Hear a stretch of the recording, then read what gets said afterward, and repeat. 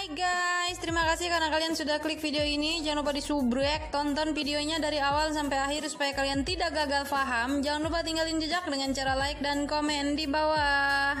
Di video kali ini saya tidak akan membahas sebuah produk ataupun pengobatan alami karena memang saya sedang cager.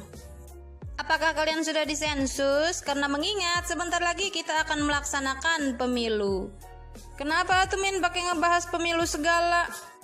Karena di video kali ini saya akan membahas sebuah film yang berhubungan dengan pemerintahan, di mana pemimpinnya hanya pintar melakukan pencitraan saja di depan masyarakat dan hanya memberikan janji-janji palsu kepada masyarakat serta hanya mementingkan dan manut kepada partainya saja.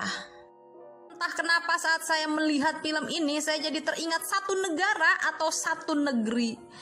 Tetapi tenang aja, sepertinya ini bukan negeri kita. Kalau negeri kita mah atuh nggak begitu ya. Negeri tersebut kalau tidak salah namanya adalah negeri Konoha. Iya serius, ini mah Konoha. Yang kayak gitu mah pemerintahannya cuma ada di Konoha. Langsung saja kita bahas film Naya. Di awal film kita diperlihatkan seorang pria, dia bernama Sipajirau. Dia adalah seorang sarjana lulusan visual komunikasi dan dia bekerja di sebuah stasiun TV bernama QTV.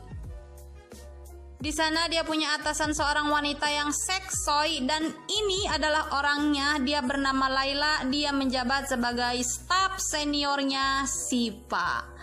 Mirip saya sepertinya.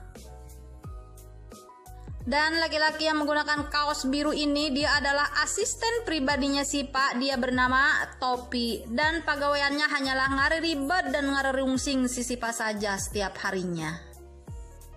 Laki-laki ini adalah ayahnya Sipa, di mana dia sangat suka sekali menggambar dan melukis dan di hari itu dia menggambar Sipa menjadi seorang perdana menteri. Di mana ayahnya Sipa sangat berharap suatu saat nanti Sipa bisa menjadi seorang perdana menteri atau presiden. Jangankan untuk menjadi seorang presiden, untuk terjun ke dunia politik saja si Sipa tohayangen. Karena memang Sipa bercita-cita ingin menjadi seorang produser terkenal. Karena menurut Sipa, dunia politik tidak lebih hanyalah runtah. Hingga pada akhirnya Sipa mencoret gambar ayahnya tersebut. Dan wanita ini adalah emaknya si Sipa, di mana dia sangat menyayangi Sipa karena memang Sipa adalah anak hiji-hijinya. Dan di keesokan harinya datanglah seorang presiden ke daerah yang bernama Fulgaon untuk kampanye 2 periodenya. Dan ini adalah gegedugnya, dia adalah seorang presiden atau perdana menteri tapi suka ngibul dan namanya adalah Balram Chavan. Dan ternyata Sipa pun ada di sana untuk meliput kedatangan si presiden. Lalu si presiden pun memulai aksinya dengan asruk-asrukan, bulusukan, pencitraan ke tengah-tengah masyarakat untuk mempertanyakan masalah air dan listrik yang ada di sana. Dan si Dirut PLN mengatakan bahwa listrik dan air sudah terpasang dari 1 tahun yang lalu. Tapi bohong. Lalu ada wanita yang agak rewek, ini dia orangnya, dia bernama Manjari dan mengatakan bahwa si Dirut telah berbohong. Manjari mengatakan bahwa listrik di daerahnya bukanlah terpasang dari 1 tahun yang lalu, melainkan baru kemarin, itu pun karena presiden akan berkunjung. Jadi inget kayak di mana gitu ya, mau ada kunjungan presiden baru sibuk ngaspal jalan. Kemarin-kemarin uang negara dikemanain aja. Lalu si asisten presiden ngaharewos bahwa ternyata pasokan listrik di sana sudah digunakan oleh pabrik gula di mana kontraktornya sudah memberikan uang kepada presiden saat pemilu dengan jumlah yang gede. Pencitraan pun dimulai di mana si presiden berpura-pura memarahi si Dirut PLN dengan mengatakan kepada masyarakat bahwa listrik akan segera dipasang. Karena menurutnya masyarakat hanyalah mendukungnya melalui suara, sedangkan orang-orang yang di atas telah memberikannya banyak duit.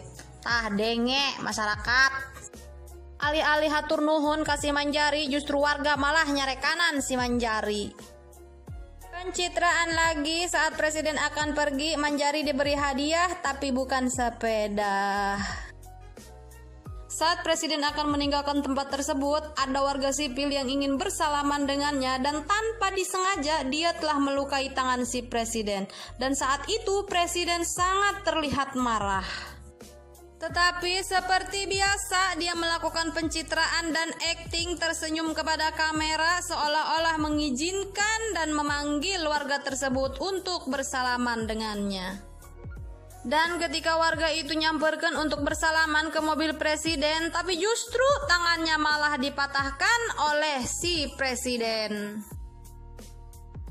Ternyata Sipa menyukai Manjari hingga pada akhirnya dia ke rumah Manjari untuk ngapel. Tetapi justru ayahnya Manjari tidak suka jika Manjari dekat dengan Siva. Karena Siva hanyalah seorang karyawan dari sebuah stasiun TV dan bukan seorang PNS.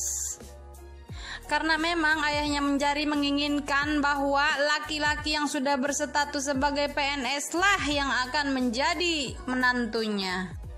Walaupun Siva mengatakan bahwa gajinya lebih dari cukup untuk menghidupi Manjari, tetapi ayahnya tetap saja tidak menyetujui hubungan mereka.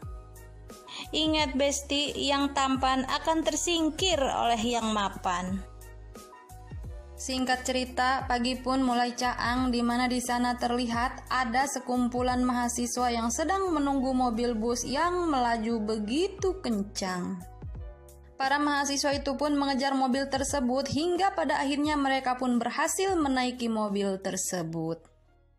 Tetapi anehnya, sang supir justru melarang para mahasiswa untuk menaiki mobilnya. Hingga pada akhirnya terjadilah perdebatan antara sang supir dengan mahasiswa yang menyebabkan satu mahasiswa didorong oleh supir tersebut sampai terjatuh. Lalu terjadilah sebuah kerusuhan dan saat hal tersebut terjadi, ternyata Sipa pun berada di sana. Akibat terjadinya kerusuhan tersebut, banyak sekali masyarakat yang menjadi korban. Di tengah keributan yang terjadi, ada satu orang supir yang kemudian menelpon dan melaporkan kejadian tersebut. Dan ternyata yang ditelepon oleh si supir adalah seorang anggota serikat atau anggota DPR. Yang anehnya adalah si supir justru malah memerintahkan anggota DPR tersebut untuk melakukan sesuatu. Dan menyuruh anggota serikat itu untuk menghentikan semua transportasi yang ada di kota tersebut. Aneh gak sih, supir kok bisa merintah orang serikat atau orang DPR?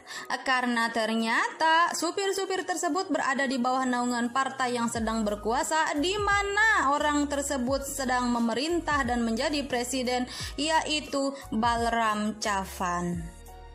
Dan bagusnya adalah percakapan si supir telah direkam oleh Siva.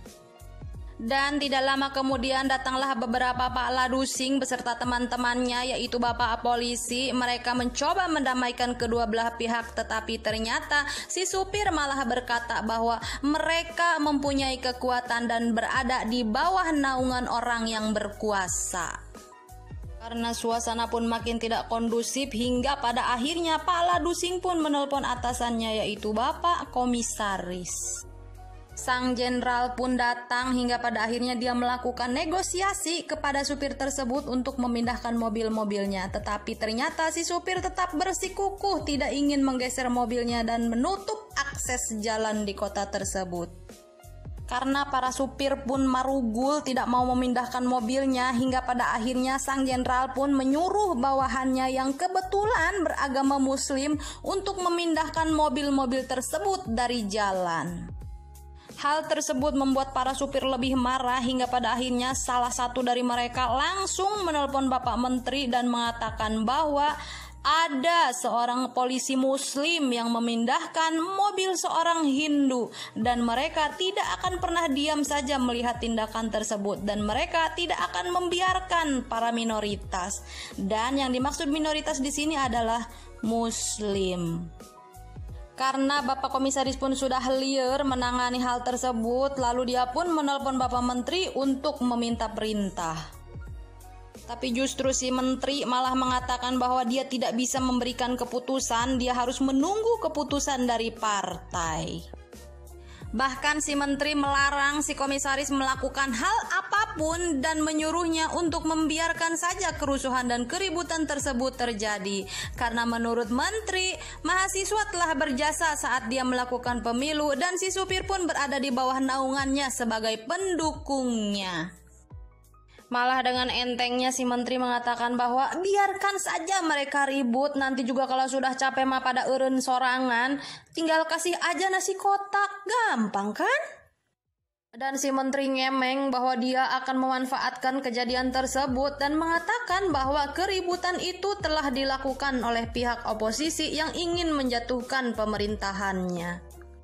Dan si menteri Dajjal itu membiarkan para supir bertindak semena-mena terhadap para minoritas.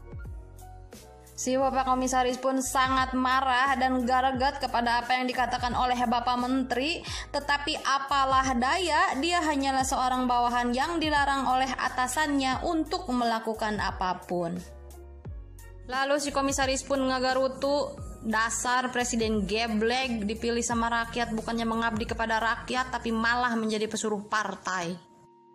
Perdana Menteri yang sangat membagongkan. Dan ternyata semua perkataan Pak Menteri kepada komisaris terekam oleh Siva.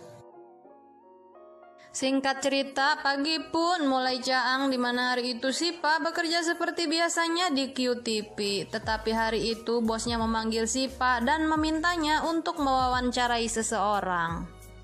Dan alangkah terkejutnya Sipa ketika bosnya mengatakan bahwa orang yang harus diwawancarai olehnya adalah si MK atau Perdana Menteri atau Presiden. Walaupun Sipa ragu untuk melakukan hal tersebut, tetapi apalah daya, mau tidak mau dia pun harus mengiyakan permintaan bosnya itu. Bosnya pun terus meyakinkan Sipa dan mengatakan bahwa kamu tidak perlu takut, presiden juga manusia, sama-sama makan kejo kayak kita. Acara talkshow pun dimulai di mana Sipa mulai mewawancarai si presiden. Ya, mirip-mirip sama acaranya Bang Karni gitu deh, yang udah tamat entah kemana ditelan bumi. Lalu Sipa pun mulai bertanya bahwa kenapa ketika rakyat memilih seorang presiden selalu saja berujung kekecewaan. Tetapi si presiden mengatakan bahwa rakyat kecewa apanya? Orang selama saya menjabat mereka sejahtera, bahkan petani pun subur makmur. Mereka bisa OTW dan makan-makan ke McDonald. Tetapi Sipa langsung menepis semua pernyataan presiden dengan mengatakan bahwa Bapak Presiden, rakyat dan petani itu balangsak. Jangankan mereka mikirin buat OTW, buat makan-makan ke McDonald, buat beli beas aja susah. Terus para buruh juga balangsak, ditambah lagi diturunkannya bansos tidak tepat sasaran, di mana membuat yang kaya makin kaya, yang kispin pun makin balangsak. Lalu si presiden menjawab bahwa selama dirinya menjabat pendapatan negara terus naik. Dijawab lagi sama si Sipa, benar pendapatan negara memang naik tetapi kesejahteraan rakyat justru nol. Lalu Sipa pun menyinggung tentang pinjaman negara yang ditolak oleh Bank Dunia dan Sipa mengatakan bahwa pinjaman ditolak karena Bank Dunia mengetahui bahwa pinjaman yang mereka berikan tidak sampai kepada tangan rakyat. Oh my god, ternyata presiden ini bukan hanya pintar pencitraan, pintar ngibul, pintar memberikan janji-janji palsu kepada rakyat, tetapi juga ternyata dia pintar ngahutang mengatasnamakan negara dan rakyat, di mana duitnya dilebok oleh kepentingan partai dan dirinya sendiri.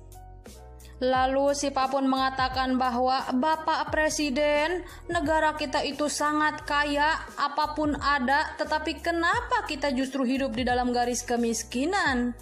Jadi ingat kayak di mana gitu ya? Ya di mana lagi kalau bukan di Konoha. Hingga pada akhirnya karena si presiden merasa terus dipojokkan oleh Sipa, dia pun naik darah dan mengatakan bahwa Sipa, lu kalau ngemeng jangan sembarangan aja. Coba buktikan pakai fakta dan data. Ternyata kecerdasannya Sipa setara dengan kecerdasannya Najwa Shihab, di mana dia sudah mempersiapkan bukti, fakta, dan data yang valid yang membuat si Perdana Menteri tidak bisa ngemeng dan tidak bisa berkutak. Lalu Sipa pun kembali bertanya tentang kerusuhan yang terjadi antara supir dan mahasiswa. Kenapa si menteri justru mendukung adanya keributan dan mendukung adanya rasis? Seperti biasa, si menteri pun mengelak. Hingga pada akhirnya Sipa pun menunjukkan bukti rekaman yang berhasil dia dapatkan di tempat kejadian dan berhasil merekam pembicaraan antara Perdana Menteri dan si supir serta pembicaraannya dengan sang komisaris. Bukti tersebut membuat si menteri syok dan ngalalet serta kebingungan. Hingga pada akhirnya si menteri mengisyaratkan Sipa untuk repeh atau diam dan menyuruh antek-anteknya untuk menghentikan acara tersebut. Dan ketika si menteri bergegas akan pergi dan meninggalkan tempat duduknya, si Sipa pun mencegahnya dengan mengatakan bahwa, "Bapak Menteri, Anda tidak bisa pergi karena acara yang kami tayangkan ini live dan masyarakat sedang menunggu jawaban Anda." Seketika saja si menteri pun ngahuleng, tetapi tak lama kemudian dia pun senyum sinis kepada Sipa dan mengatakan bahwa itu mah bukan suara saya, itu mah cuma suara yang mirip dengan saya, kemudian di atas namakan saya. Itu pasti dilakukan oleh para oposisi untuk menjatuhkan saya. Lalu si Sipa pun membalas senyum sinisnya si presiden dengan mengatakan bahwa, "Bapak Presiden, yang merekam itu saya sendiri, bukan pihak oposisi."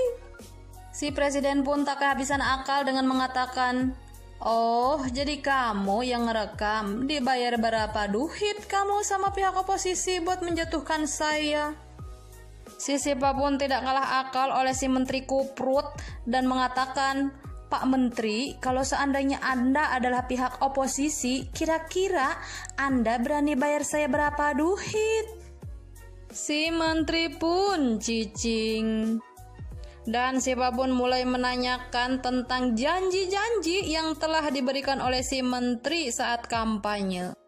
Apakah semuanya sudah terrealisasi atau justru masyarakat hanya diberikan kartu ucapan sabar?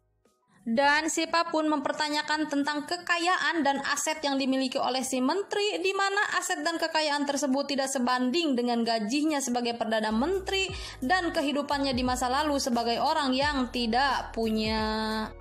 Seperti siapa kira-kira kalau di negeri Konoha? Si menteri pun mulai marah kepada Sipa dan mengatakan bahwa, "Ngapain lu bahas-bahas masalah aset gue, kekayaan gue? Kalau emang lu tidak percaya, lapor aja sono sama polisi." Lalu dengan gokilnya si Sipa menjawab, "Pak Menteri, ngapain Anda nyuruh saya lapor ke polisi? Kasus terdahulu saja yang dilaporkan tentang pejabat itu tidak ditangani sama polisi sampai bejibun berkasnya di kantor polisi. Sekarang Anda malah nyuruh saya lapor ke polisi? Hah!" Lalu si presiden pun marah kepada Sipa dan mengatakan bahwa, "Kamu belum tahu rasanya menjadi seorang Perdana Menteri di mana saya menangani bukan 1-2 masalah tetapi ratusan bahkan ribuan masalah yang datang kepada saya. Kamu akan tahu rasanya seperti apa menjadi Perdana Menteri jika kamu sudah duduk di Gedung Putih." Lalu si Perdana Menteri mengatakan kepada Sipa, "Jika kamu memang merasa lebih pintar dan lebih bisa dari saya, maka gantikan posisi saya selama sehari untuk menjadi Perdana Menteri." Si Sipa pun syok parna dan mengatakan bahwa, "Tidak Pak Menteri, itu adalah tugas Anda, bukan tugas saya." Si menteri pun tersenyum puas melihat keciutan Sipa. Si menteri pun terus mendesak dan menantang Sipa untuk menjadi Perdana Menteri sehari. Dan ternyata masyarakat yang menonton acara tersebut justru mendukung Sipa untuk mengiyakan tantangan si menteri. Si menteri pun terus-menerus ngecengin si Sipa. Dan tanpa disangka-sangka, karena si Sipa merasa terus dikecengin dan merasa tertantang oleh si menteri, dia pun mengiyakan untuk menjadi Perdana Menteri sehari dan menerima tantangan dari si menteri Balram Chavan. Si Perdana Menteri pun rewas karena tidak menyangka bahwa Sipa akan menerima tantangannya untuk menjadi Perdana Menteri sehari.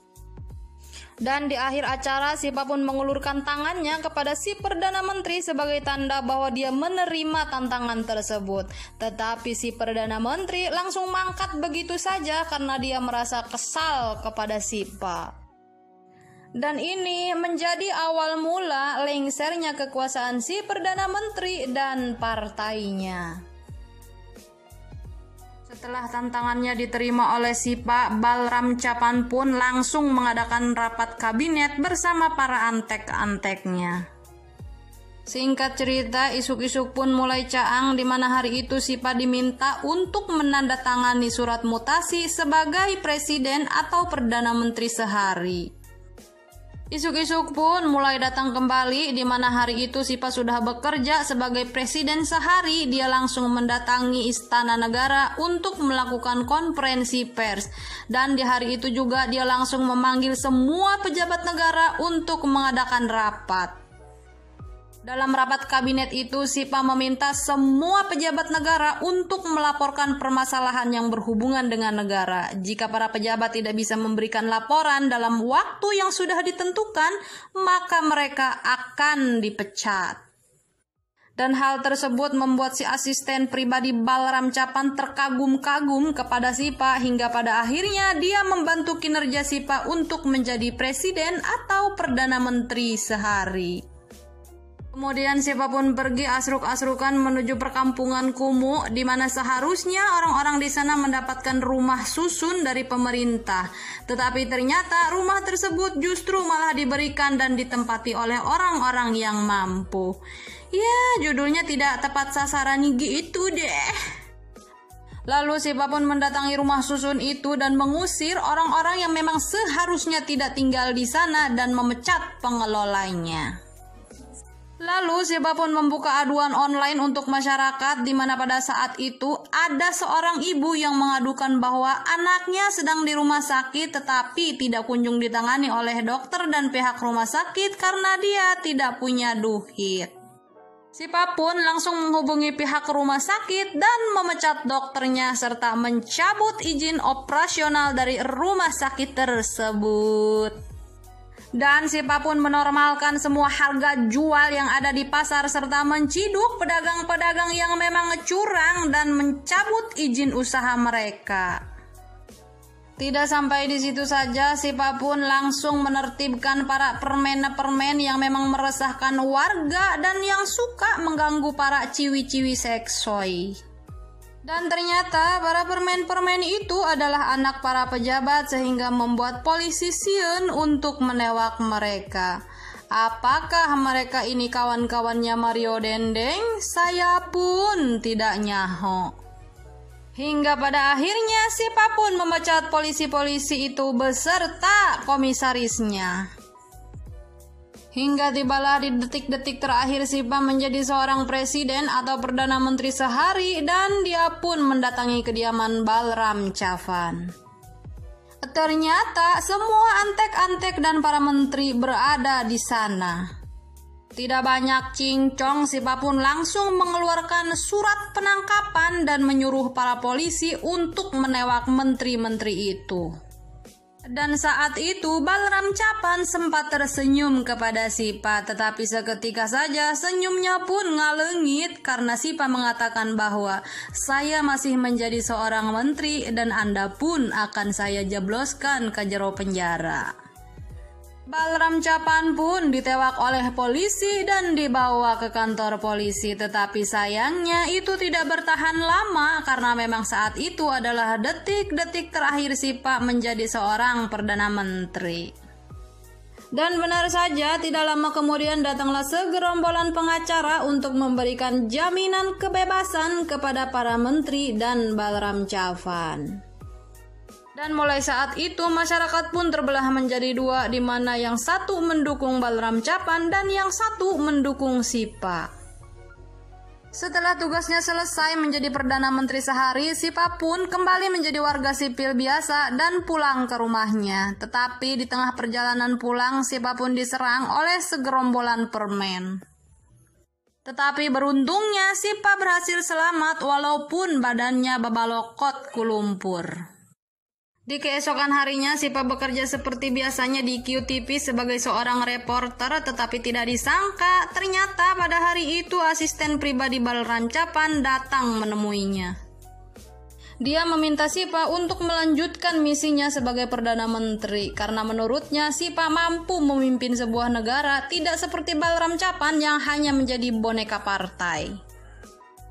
Sontak saja Sipa yang memang pada dasarnya tidak menyukai dunia politik langsung menolak permintaan tersebut, dan dia berkata bahwa dia hanya ingin menjadi warga sipil biasa yang hidupnya tenang tanpa memikirkan sebuah beban. Dan keberhasilannya menjabat sebagai presiden sehari itu hanyalah sebuah kebetulan. Tak lama kemudian datanglah antek-antek Balram Capan yang kemudian menghancurkan QTV serta menggebog si Sipa. Beruntungnya Sipa diselamatkan dan ditolong oleh si asisten Balram Capan.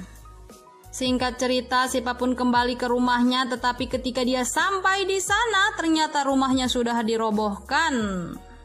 Hingga pada akhirnya si Sipa pun mewek dan meminta kepada asisten presiden untuk melaporkan hal tersebut kepada polisi. Tetapi si asisten justru malah meledek Sipa. Ngapain kamu lapor ke polisi? Kan kamu tahu banyak berkas yang tidak ditangani sama polisi. Sekarang kamu malah mau lapor ke polisi? Hah! Si asisten pun mengatakan bahwa jika Sipa ingin melawan Balram Capan, maka majulah ke dunia politik dan jadilah seorang Perdana Menteri.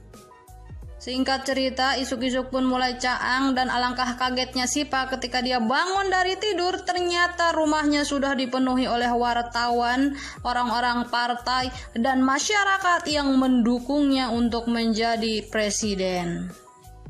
Si asisten pun kembali nongol dan mengatakan kepada Sipa, "Tah Sipa, tempo kumane, eta rakyat dararatang kadio mau ngedukung kamu. Apakah kamu masih tidak mau jadi seorang presiden?"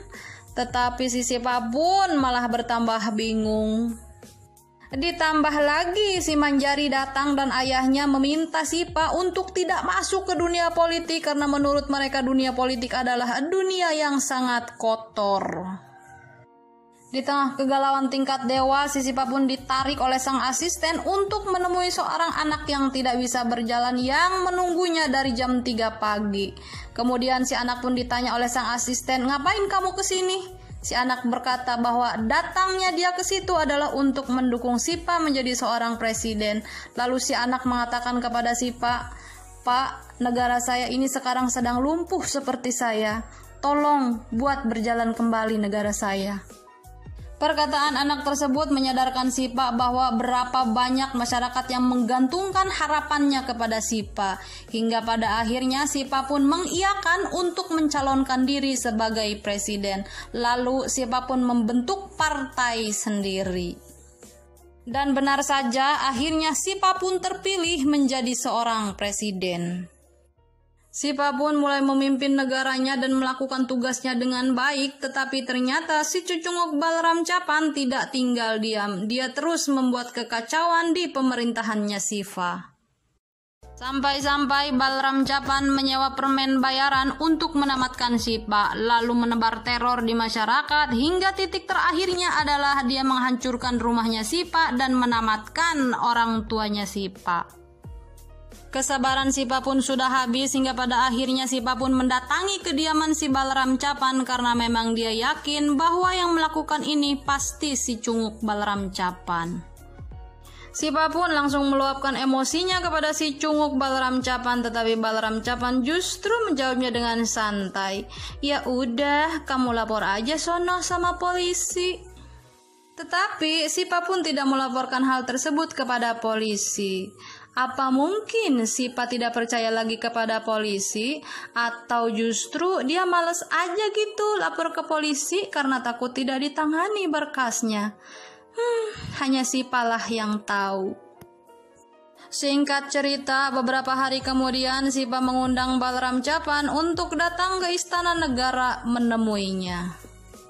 Balram Capan pun datang, tetapi alangkah kagetnya ketika dia melihat ada tembokan di atas meja. Asli saat itu saya mengira si Sipa akan menembok si Balaram Capan, tetapi ternyata tidak. Sipa pun menodongkan tembokan itu kepada Balaram dan dengan santainya Balaram menjawab, "Iya udah, tembok aja kalau mau nembok mah." Sipa pun tersenyum sinis kepada Balaram dan mengatakan bahwa bukan kamu yang akan saya tembok, tetapi saya akan menembok diri saya sendiri. Saat si Balaram masih kebingungan, Sipa pun langsung menembok tangannya sendiri dan melemparkan tembokan itu ke tangan Balaram. Lalu Sipa pun berteriak kepada Pas Pampres dengan mengatakan, "Help me! Help me!"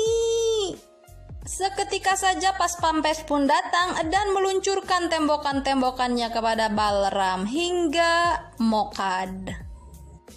Si asisten pun datang menghampiri Sipa, lalu Sipa berkata kepadanya, "Lihatlah, aku sudah melakukan politik yang kotor." Tetapi si asisten justru malah mendukung tindakan Sipa dengan mengatakan bahwa, "Tidak Tuan, anggap saja kalau saya tidak mendengar apa-apa tadi. Dan apa yang dia lakukan itu adalah untuk kejahitan, sedangkan yang kamu lakukan saat ini adalah untuk kebaikan." Film pun nggesan. Dari film ini kita bisa belajar sebagai masyarakat, kita jangan tertipu oleh pencitraan-pencitraan, kemudian berhati-hatilah dalam mencoblos presiden. Jangan sampai kita mempunyai presiden yang hanya mengabdi kepada partai, yang menjadi boneka partai, tetapi kita harus mempunyai presiden yang mengayomi dan melayani rakyat.